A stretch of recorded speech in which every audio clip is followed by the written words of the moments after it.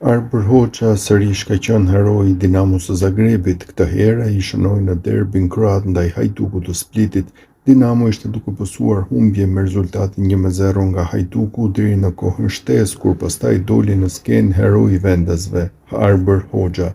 Me një gol në minutën e 112, Hoxha maniti të gjithë duke u gjendur në vendin e duhur për të dërguar topin në portën e zbrazur. Goditja Kulenovic u ndalua nga portieri i Silic dhe nga topi i kthyer përfitoi ylli shqiptar që ishte i pagabueshëm nga afër. Fal këtij goli të Hoxhës, Dinamo Zagrebit vazhdon si lider në Superligën e Kroacisë me 32 pikë, një mbi Hajdukun e Splitit. Ndryshe, ky ishte goli i 6 për ishujllin e Ballkanit në ligë.